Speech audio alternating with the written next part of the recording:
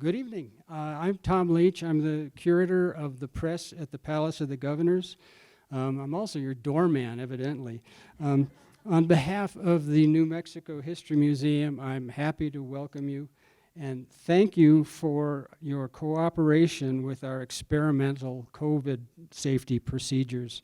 You are the first audience we've had in here in a year and a half, so yay.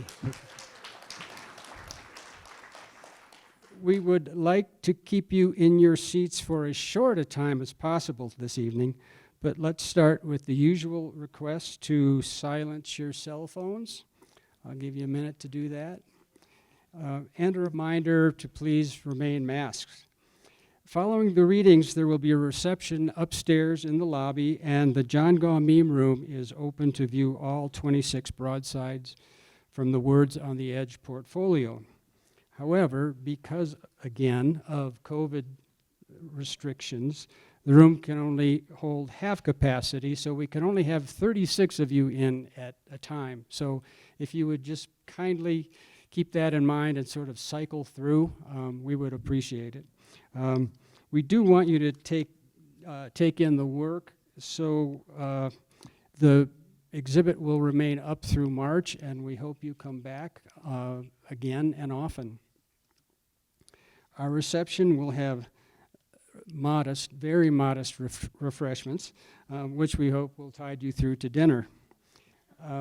We are extremely honored to have all 6 Santa Fe Poets Laureate, Arthur Sze, Valerie Martinez, Joan Logghe, Jon Davis, Elizabeth Jacobson, and Darryl Wellington. We're thankful that they have agreed to be here tonight. This was supposed to happen a year and a half ago, and it's finally happening. We don't have time to give each of them the introductions they deserve, but you can read their bios in the programs. I'm very proud to have worked with these wonderful poets and that they've allowed the Palace Press to put their words into print. If you open your ears to them, they will open your eyes and your minds and your hearts, I promise. The Words on the Edge portfolio is but one of many aspects of Extraction, Art on the Edge of the Abyss, an international initiative of artists and writers. Among other themes, it exposes and investigates the extractive industries in all their forms, from mining and drilling to the reckless exploitation of water, soil, forests, marine life, and people, especially indigenous and disenfranchised communities.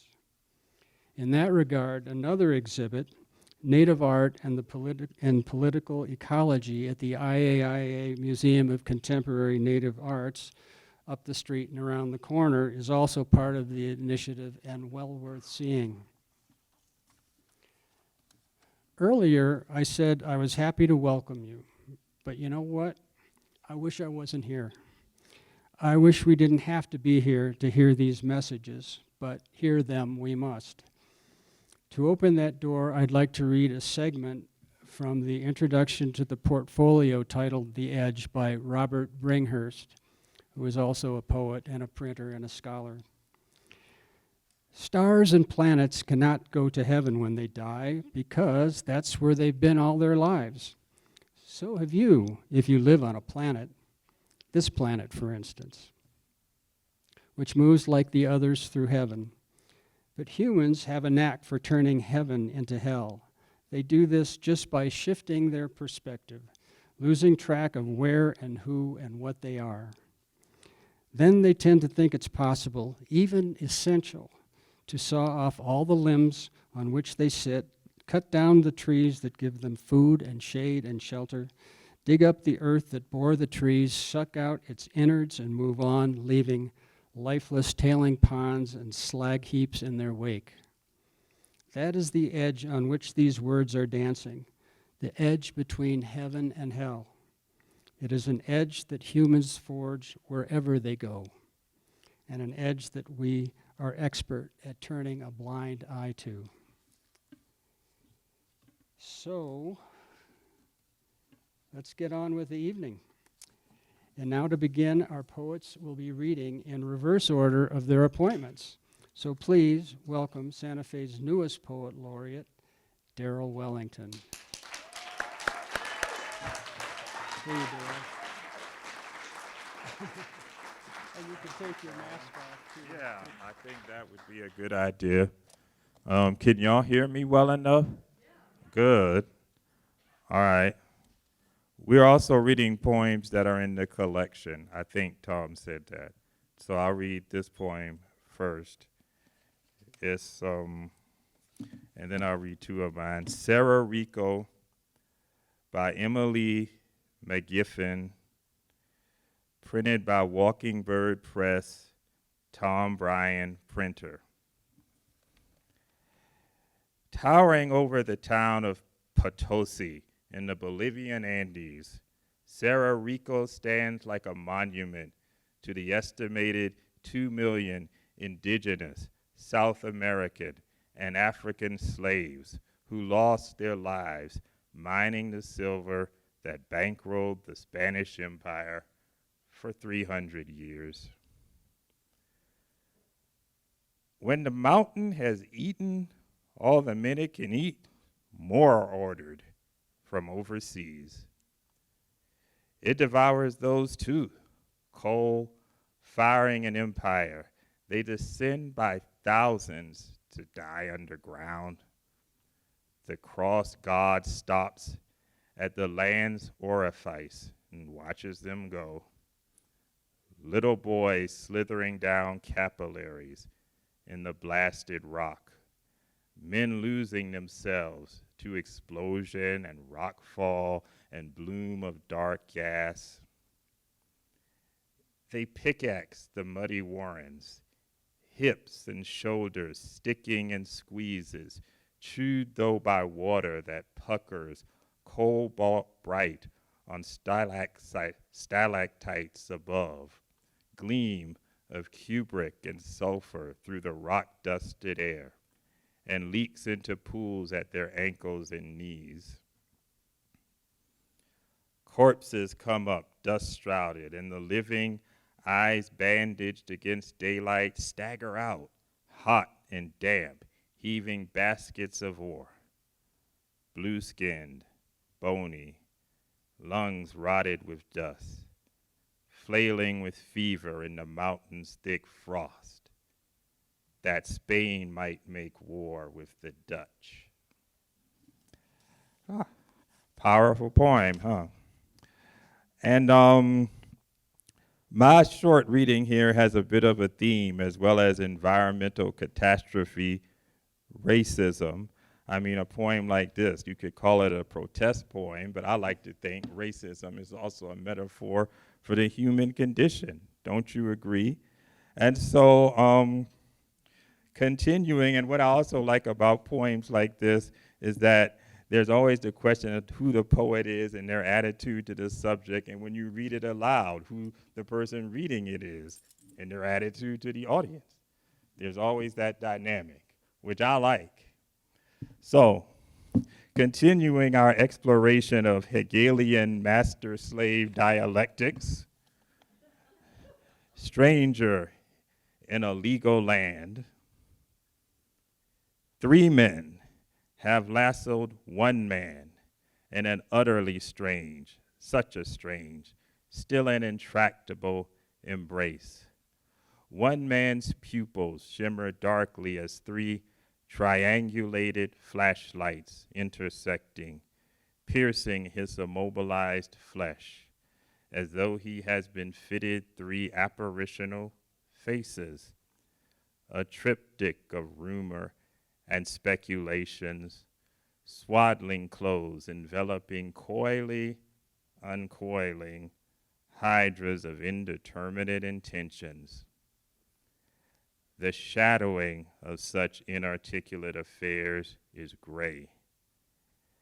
The status of such indeterminate plans is stand down. The accused stands mid-center like a smudgy emblem, crapola of the realm, chump change, a trashy penny. He stands mid-center like a representation of the prodigal son in Rome. He has wandered from the stone kingdoms, far fields, the rocky provinces, the hinterlands, the counties of lawless pursuits, heavy breathing, loose-lipped legends of lapidary prizes, ancestral reprisals, conflicting stories strung around himself like primitive beads. Three men impromptu critique one man's dress, backwardness inherent in his knobby, gnarly haberdashery, his livid scarifications, his colorfully antique tattoos, portraying finely stitched pictograms following the first blinks, that sidle his ghastly limbs unrepentantly illustrating somebody's dubious prospects. The lack of modesty behind his anachronisms, insulting any portraitist idealized stovetop hat, and then the compass point fire burgeons, fork-tongued licks winding up the loose shirt sleeve, conflicting stories worn around his neck like beads. And finally, I will read to move on to contemporary racism. Of course, what else can we have but this poem, which is a sestina, at least the first part is, think of it as sort of a doctor going to a doctor. The first is a description of the symptoms, and then the recommended diagnosis, which is hopelessly inadequate. How to live with racism in times like these. And so, become used to the feeling at all times that the flesh, flagellated feverish puffiness, in particular the poignant places where the vertebrae curves, is melting to angst gone to crap. Study the stool, such daily craps, like a horoscope synchronized to feelings, how functional systems midway curve until past internalized bile mulches flesh, pours into the heartfelt places susceptible to psychosomatic illness, puffiness. Practice using herbs and lotions. Puffiness calcifies the skin's breath. Asthma is crap, still psychically undigested. Benign places where you suffer sudden stress, feeling an atavistic stiffness, hammer flesh to an ancient bone, and a bad back curves. Negative socialization stymies sleep.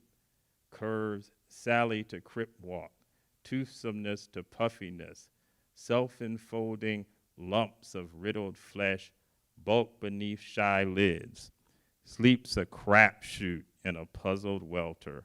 Feelings stiffen like chess pawns in the wrong places.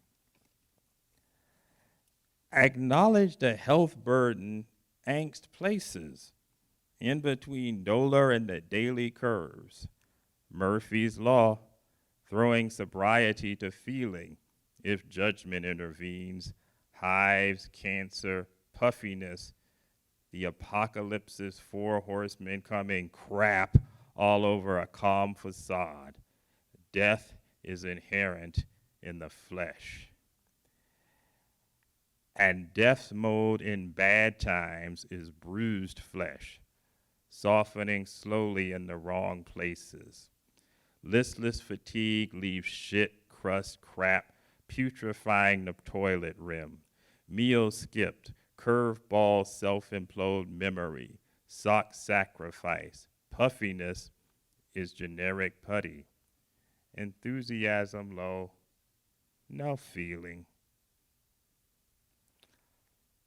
Cut the crap, feed the flesh. Avoid blackouts, because honestly speaking, they're sudden relief. Taking a breather allows one-shot self-analysis, less urgent care than homing in on memory lapses. Finish tasks, scrub the tub, walk the dog, tip the jar, round the curves, round the curves. Struggle with memory against forgetting to see. Eye strain, a feeling of puffiness in places. Beware. Struggle with memory against forgetting to flush. Thank you. And now we have our 5th Poet Laureate, Miss Elizabeth Jacobson.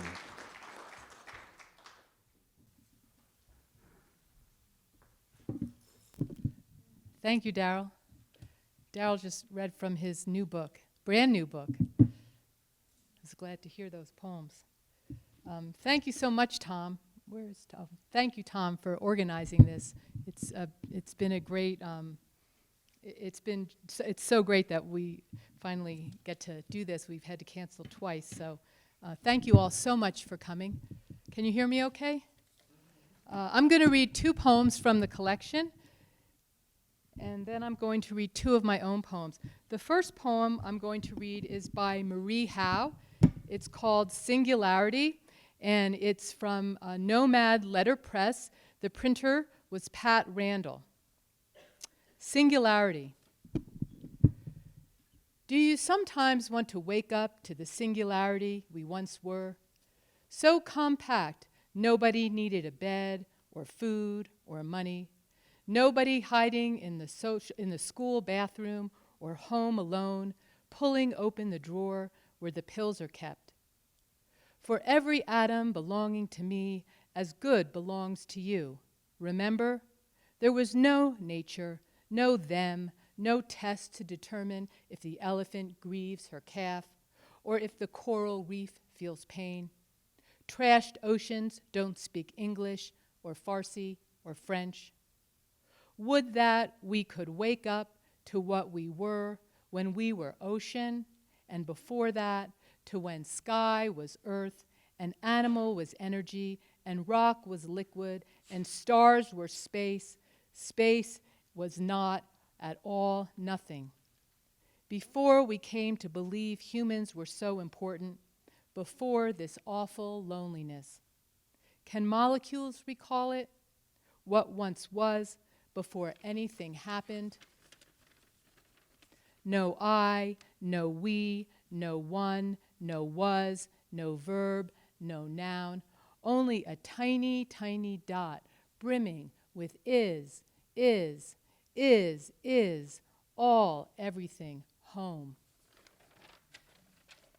It really was a big pleasure to read this poem over and over again, and I think she packs a lot in there. The next poem is by Natalie Diaz, and it's from Fool's Cap Press. The printers are Peggy Gotthold and Lawrence Van Velzer. It's called How the Milky Way Was Made by Natalie Diaz.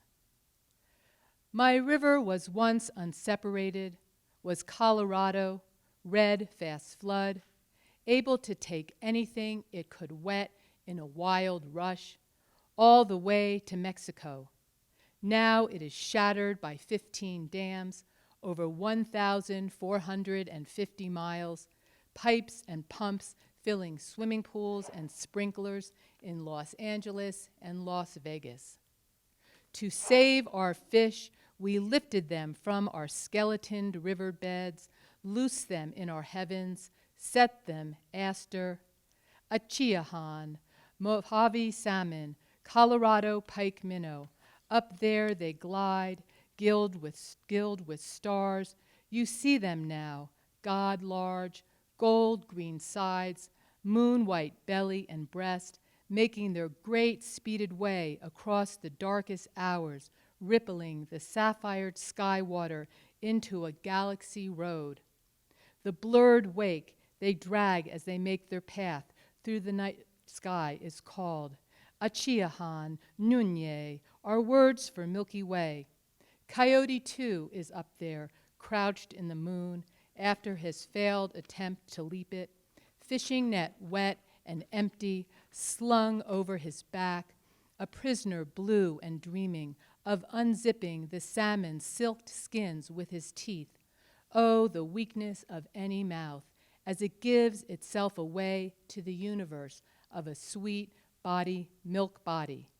Just as my own mouth is dreamed to thirst, the long desire ways, the 100,000 light-year roads of your throat and thighs. So I'm going to read two poems by me, and this first one is also a river poem, and it's about our river, the Santa Fe River. It's called Our Song Seems to Say. Oh, and I wanted to say that it's a palindrome poem. So the lines, they're repeated, they read down, and then they'll reverse, and they'll be the same lines in the second stanza backwards. The name Bob is a palindrome. So anyway, with this reversal, there's a shift in the rhythm and the meaning. It's really a fun form to work with. Our song seems to say, our city river has a fluctuating current. It travels past our porch, down from the mountain through the old part of town. No one harvests the watercress growing on its banks, not even the fawns. Under the narrow-leaf cottonwoods, violet-green swallows nest in the willows. Their young drop from high onto the broadest sunflowers. My husband plays his cello by an open terrace door. Our children have grown and grown away. Wasn't it yesterday that the house was full of poppies? Baskets and baskets of them gathered from fields above our home. What is the lure of this world? It is only the place where you let go of your body and the tenors of your life. Your life, what is the lure of this world? It is the place where you let go of your body and the tenors of baskets and baskets of them gathered from fields above our home. Wasn't it yesterday that the house was full of poppies? Our children have grown and gone away. My husband plays his cello by an open terrace door. Violet-green swallows nest in the willows. Their young drop from high onto the broadest sunflowers under the narrow-leaf cottonwoods. No one harvests the watercress growing on its bank, not even the fawns. Down from the mountain, through the old part of town, our city river has a fluctuating current, and it travels past our porch. And this last poem is called Fire Ants, and it goes along with the theme from the Broadside collection. A rattlesnake is a hallucination, chartreuse on black, departs its shed skin under the exhausted Jonathan apple, while you twist in sleep. Up mountain, 7 acres blaze into 700, then 7,000. Your slender fingers curl into palms, wrists bend toward sky. You make your pillows wet, your thighs are burning. How many legs on how many spiders are crisped to an absent stench?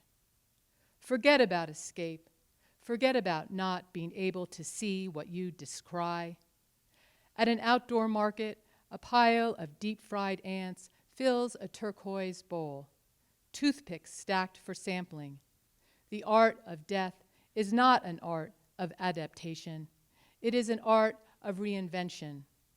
A smoke forest becomes the cloud forest, where you once watched the tops of mountains turn into goddesses clothed in satin, watched them leap until they were naked, their golden bangles slipping one by one out of the ether, ringing the rocky peaks. Thank you so much, everyone. And I'm happy to give you Jon Davis. One of the great bonuses, one of the secret bonuses of being Poet Laureate of Santa Fe is that we all got to work with Tom Leach on some sort of project. And the project I did with him is still my best book. I mean, it's the most beautiful book I have. So thank you, Tom. The first poem I'm going to read is Ed Leahy's The Blind Horses. I was surprised to find Ed Leahy in here. He's little known outside of Montana. And then I discovered that this project began in Missoula, Montana, and was directly connected to the Anaconda Company that did the copper mines in Butte, Montana. And Ed Leahy worked in those copper mines as a teenager and later in his life, too. The Blind Horses. The old man in the hospital bed with his horny yellow foot stuck through the stainless rails claimed that July night, the one he'd picked to die on, he smelled sulfur on his gown. When he was my age, he worked the lower levels of the Lex in a great underground corral, yoked iron tongue to wagons filled with ruby silver and peacock copper rock, flaked sweet hay to horses, shot the worn out. Dozens of tramway horses hauled hard against whipple trees, rubbed the timbered tunnels clean, pulling down the cribbed up drifts, brass lanterns swinging, work bits in their teeth, slick with mine damp and cold to the touch. Dry stalls in the cross-cut cave of that stone corral caught fire in '98. The horses, tunnel blind from lack of light, burned up in the green flame that licked the lagging black in the Lexington mine.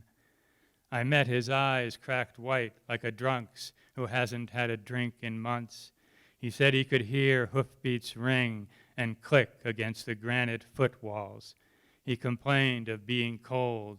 His nostrils flared. I hear them breathing, Ed. And a very different poem by Wendell Berry. Questionnaire. How much poison are you willing to eat for the success of the free market and global trade? Please name your preferred poisons. For the sake of goodness, how much evil are you willing to do? Fill in the following blanks with the names of your favorite evils and acts of hatred. What sacrifices are you prepared to make for culture and civilization? Please list the monuments, shrines, and works of art you would most willingly destroy. In the name of patriotism and the flag, how much of our beloved land are you willing to desecrate? List in the following spaces the mountains, rivers, towns, farms you could most readily do without. State briefly the ideas, ideals, or hopes, the energy sources, the kinds of security for which you would kill a child. Name, please, the children whom you would be willing to kill. And I'm just going to read one poem. Actually, it's an old poem from Scrimmage of Appetite called The New Americans, which seemed the most suitable. The New Americans. They are rising from duckweed shoals on slippery haunches, front feet changed into grasping hands, thumbs and forearms thickened for commerce, mouths too bony for kissing. They will breathe through their skins. Their eyes will be keen for motion. They will be maculate, stricken with appetite. They will lunge with purpose, long tongues speaking the language of capture, shouting the single verb of longing in the dialect of hunger. They will grunt and snore nightly in the tall grass.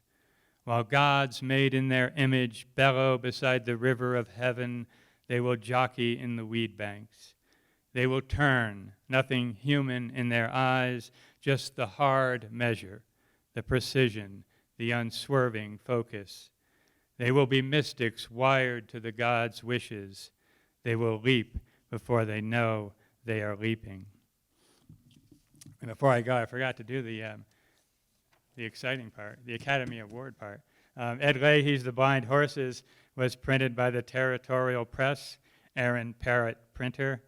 Wendell Berry's The Questionnaire was printed by Larkspur Press, Gary Zeitz printer. And please welcome now Joan Logghe. It's so good to hear my friends' voices. It feels wonderful. And we all thank Tom Leach endlessly. We wake up thanking him. Can you hear? I immediately wanted to read this woman, Jan Zwicky's poem, because I just love the simplicity of the Enzo, and it just grabbed me. And when I looked her up, I found out she was not only a poet, but a philosopher and a musician, and lives on Quadra Island. Now, I don't go very many places, but I've been on Quadra Island 6 times, catching the ferry to Cortez and back. So I feel like I should get in touch with her and tell her we're friends. The press was Ninja Press, and the printer Carol Lee Campbell, and the poem is called Seeing. You've looked now, you've seen the intricate ore, the charred sunlight we've bled, to feed our addictions, the seabed we've guttered, the soil we've enslaved, and then raped, and then forced to bear monsters. We've broken what's holy. There are no other rivers, no prairies, no air, no clear, wordless root of the breath, no sky but the sky. Even now, to fail to give thanks, the same lethal refusal, same turning away from the beauty that is. It's what being's made of, light scoring the dark, dark marbling light. You who are weeping, look up. It's the sky, and the rain that is falling is rain. Just lovely. I don't know if any of you got to see the wonderful Ethel, the whale that was on the campus of Santa Fe Community College, all made out of recycled plastic bottles and as big as the row here.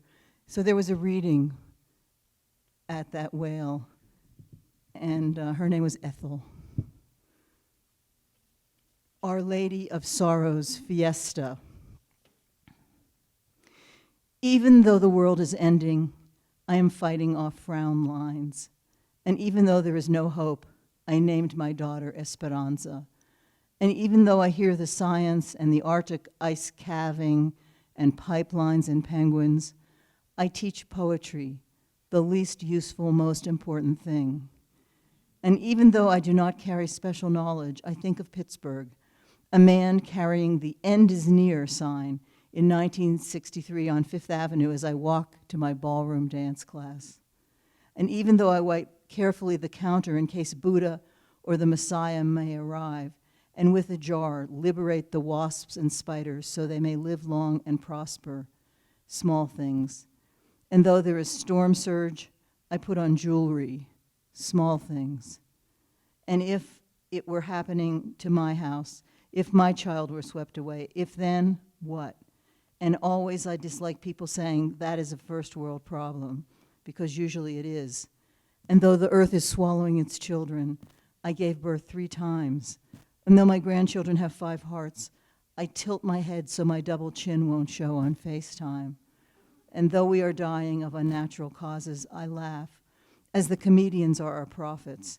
And I'm playing those Leonard Cohen songs of a Saturday, even though I take a petrol Sabbath, small things, and let the world come to me bearing its beauty.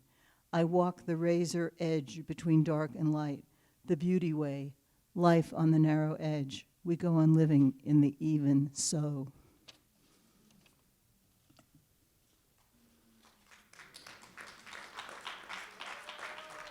That poem got me so much that I have barely been able to read it, but you gotta read it. So I'll read one more of mine. I had to go back and forth on what to read, but this one, it's called Unpunctuated Awe, and it's the title poem of the last book I did, which was a Poet Laureate days and times. And I dedicate it to W.S. Merwin because I met him in Boise, Idaho, and I got to introduce him, and he sent me a thank you note. And I was so blown away by getting a thank you note from W.S. Merwin. And he unpunctuated things, so I thought I'd be like him. Unpunctuated awe. So beautiful today, I don't know what to do with it. I can't be outside, it's too perfect. The morning glories are too, without even ingesting their known iota of trip. The Maximilian sunflowers are poised to bloom, and even that potential is wildly enticing into too beautiful. The dues we paid, after the fire, after the wind and smoke, the terrible canyon fires of Santa Clara, watershed, tears shed. I could cry again today for the world we earned, paid its dues to too beautiful, beautiful datura, beautiful the Jewish New Year. I am already lamenting.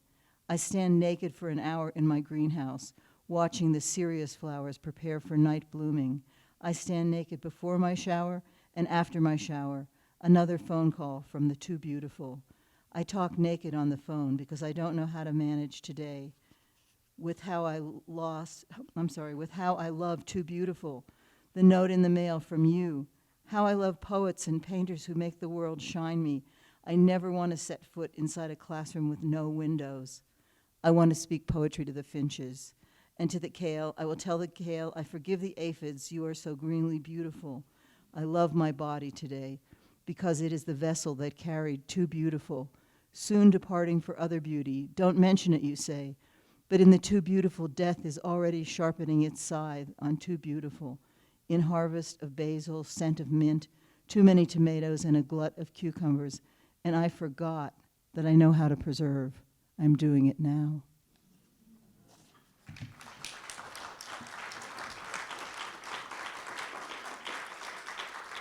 Now we have the ever lovely Valerie Martinez.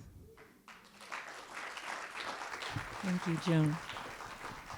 Thank you, Tom, for so many years, so many beautiful, remarkably beautiful books, and for the books that you've given us, the laureates. If you haven't seen them, you have to, all of you.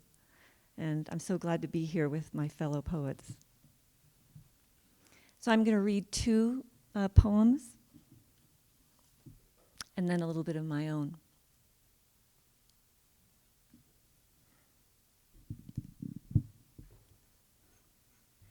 Trail of Tears, Our Removal, by Linda Hogan.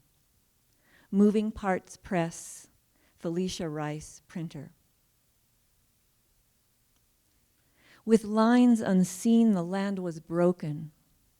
When surveyors came, we knew what the prophet had said was true. The land with unseen lines would be taken.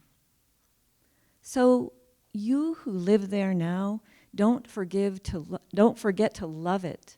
Thank it, the place that was once our forest, our ponds, our mosses, the swamplands with birds and more lowly creatures. As for us, we walked into the military strength of hunger and war for that land we still dream. As the ferry crossed the distance, or as the walkers left behind their loved ones, think how we took with us our cats and kittens, the puppies we loved. We were innocent of what we faced along the trail. We took clothing, dishes, thinking there would be something to start a new life, believing justice lived in the world, and the horses, so many, one by one stolen, taken by the many thieves. So have compassion for that land, at least. Every step we took was one more away from the songs, old dances, memories, some of us dark and not speaking English, some of us white or married to the dark, or children of translators, the half-white, all of us watched by America, all of us longing for trees, for shade, homing, rooting even more for food along the hunger way. You would think those of us born later would fight for justice, for peace, for the new land, its trees being taken.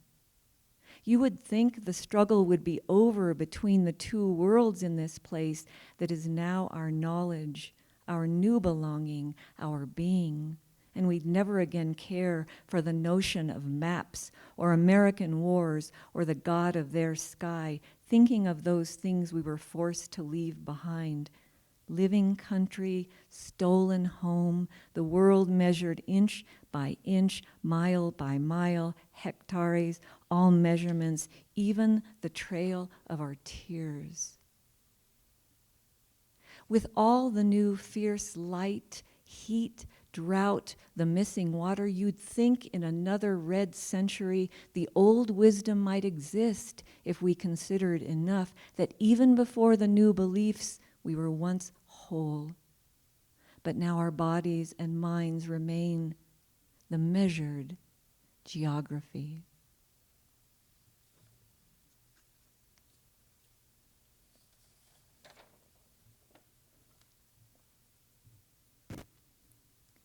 Ledger by Jane Hirschfield, Peter Koch, printer. Tchaikovsky's Eugene Onegin is 3,592 measures. A voice kept far from feeling is heard as measured. What's wanted in desperate times are desperate measures. Pushkin's unfinished Onegin, 5,446 lines. No visible tears measure the pilot's grief as she lidars the height of an island, 5 feet, 50 its highest leaf. She logs the years, the weathers, the tree has left. 1,000,000 fired clay bones, animal, human, set down in a field as protest, measure 400 yards long, 60 yards wide, weigh 112 tons. The length and weight and silence of the bereft. Bees do not question the sweetness of what sways below them. One measure of distance is meters, another is li. 10,000 li can be translated as far. For the exiled, home can be translated then, translated scar. 1 liter of Polish vodka holds 12 pounds of potatoes. What we care about most, we call beyond measure. What matters most, we say counts. Height now is treasure. On this scale of 1 to 10, where is 11? Ask all you wish, no 25th hour will be given. Measuring mounts, like some Western bars mounted elk head, our cataloged, vanishing, unfinished heaven.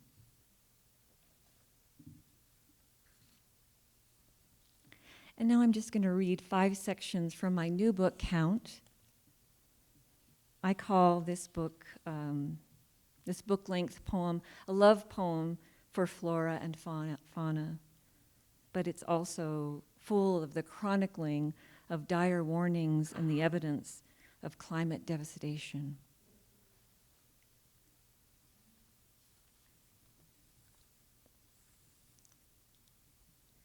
Near the La Luz trailhead, 7,032 feet, we sidestep a thicket, Cylindropuntia imbricata. Drought-tolerant, difficult to kill, stippled with bees and magenta blooms, the spaces it fills in the shadows of colossal boulders. We hike up southeast, watch a lip of brown creep up the foothills, inch by inch, below which the green world disappears. It's hard not to think akin, continuous, north and south, Greenland with its radical ice melt, the advance of the Atacama Desert. When I hear it, a brimming, a lapping, a sequence of little roars. Let us go now, you and I, to the water, to the girl who stands alone at the sea. The ocean is the color of milk and green-gray leaves. It's cold, overcast. I can see the goosebumps on her legs. She happens to wear white. She must be 7 or 8. The girl goes to the water. I see her during the day, at night, when looking straight on in that highway drive hypnotic state. She reminds me of my nieces, the infants they were, the plastic tubs and soapy water, the sounds they made, gurgling while they were bathed. Once upon a time, the ground upon which we stand was merely a skin over the ocean. The god Pyramid poked it and flooded the land. Only 2 survived, a woman and a man sealed inside a ship of pulai wood. As the waters receded, they nibbled their way outside, dropped into a field of rhododendrons. Alone, they bemoaned the absence of children. Later, the woman gave birth from the flesh of her calves, from which we are all descended. Water-stressed, the ice plant closes its stomata in daylight, curbing evapotranspiration, opens them at night to absorb more carbon dioxide. Phenotypic plasticity is the ability of an organism to adapt to a rapidly changing environment. Lettuce produces more phytochemicals. The intertidal crab remakes its gills. Arabidopsis undergoes dramatic transcriptomic reprogramming. And so I walk away euphoric from the Lomas Tramway Public Library, unzip my jacket in the unseasonably hot October wind, imagining mesembryanthemum at the end of a long hallucinogenic twilight, waking brightly into morning. Each month for 2 years, I let Dr. Salmonen sink me deep into hypnosis. Her 19, 18, 17, 16, like the downward count at the start of old movies. And in there, I saw a series of creatures: tadpole, she-elephant, hippo, the double-humped camel inside which my infant self curled up peacefully.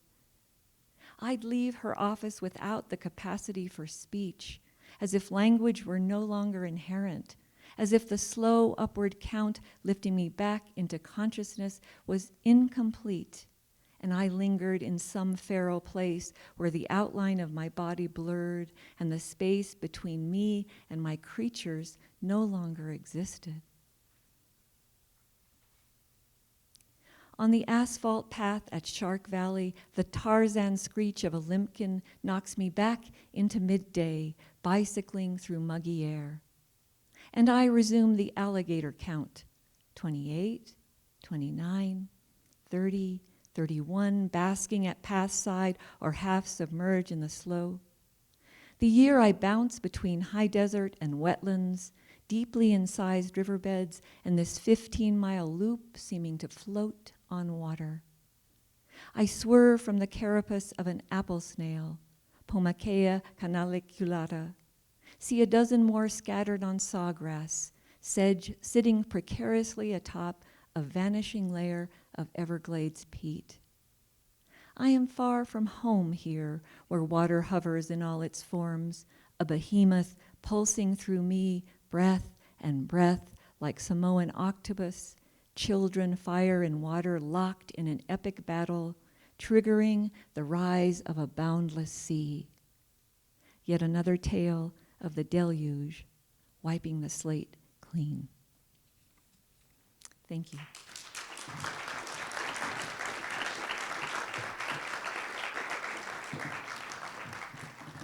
And it's my pleasure to introduce Santa Fe's first Poet Laureate, Arthur Sze. What a pleasure to be here this evening, reading with the other Poet Laureates of Santa Fe. And I also want to put in my thanks for Tom Leach for not only the work he's done with promoting poetry, but just literature for so many years. I'm going to read 3 poems from the Broadside set, and the first poem is The Niagara River by Kay Ryan. It's printed by Marie Dern at Jungle Garden Press. The Niagara River. As though the river were a floor, we position our table and chairs upon it, eat and have conversation. As it moves along, we notice as calmly as though dining room paintings were being replaced, the changing scenes along the shore. We do know this is the Niagara River, but it is hard to remember what that means.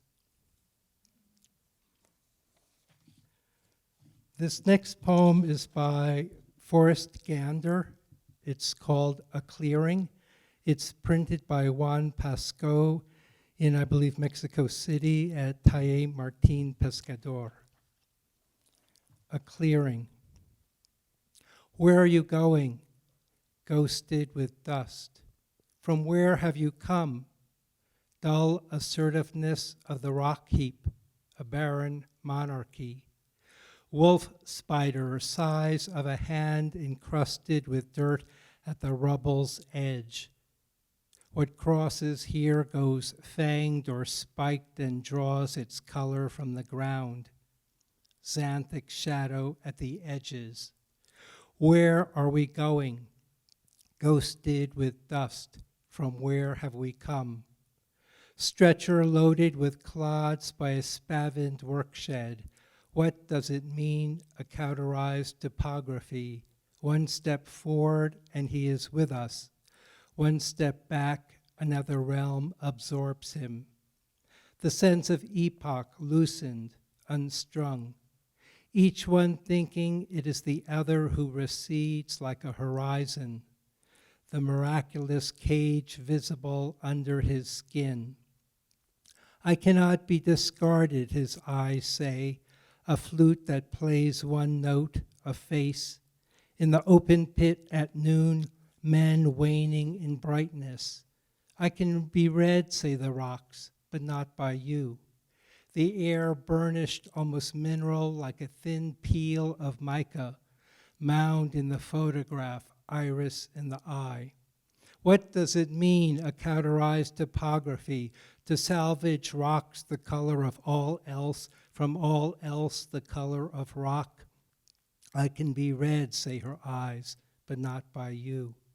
As if the land had abandoned itself, rain flushed from denuded hills, soil powders in wind. One step forward and we are with them. One step back, another realm absorbs us. Don't pick up the rocks, he says, because rocks belong to the dead. Xanthic shadows at the edges. The distance flat as horsehair plaster, all depth sponged away. Black knoll of tailings. There is nothing between his eyes and ours, not even invitation. Each stone carrying its death sentence into the animate world. Fly maggot eating the red ant's brain. The sense of epoch loosened, unstrung. Light broken off in the air. The twig's shadow has the same quality as the shadow of a man, glance held and afterglow. All depth sponged away, the distance flat as horsehair plaster. Iris and an eye, mound in the photograph. Don't pick him up, rocks say, because the dead belongs to the rocks. Encrusted with dirt at the rubble's edge, wolf spider the size of a hand. A man's shadow has the same quality as the shadow of a twig. What crosses here goes fanged or spiked and draws its color from the ground. The air burnished, almost mineral. And this last poem is my poem that's in the group of broadsides. It's called Black Center, and it's printed by Tom Leach here at the press of the Palace of the Governors.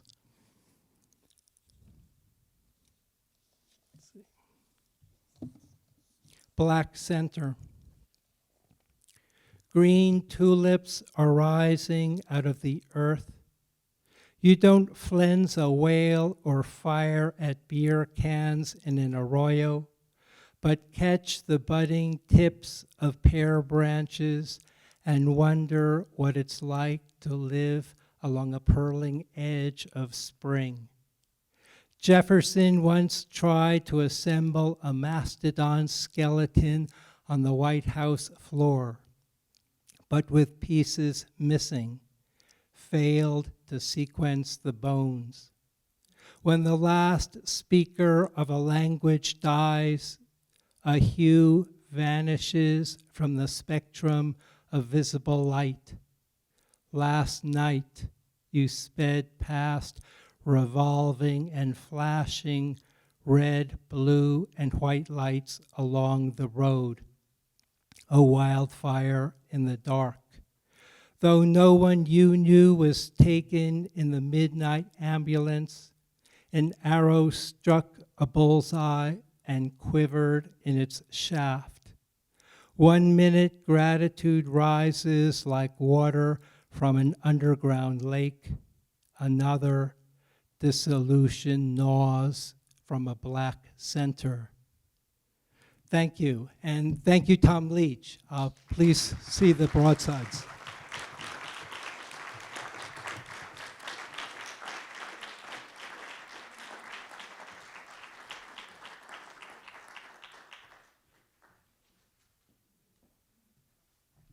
I didn't think we'd get through that so fast. This is great. Well, thank you all for being here. The party moves upstairs. We should probably not linger in the auditorium, so if you want to socialize or see the exhibit, go on up. And thank you, poets, all again. You have been, I've learned so much from you. Thanks. All of you.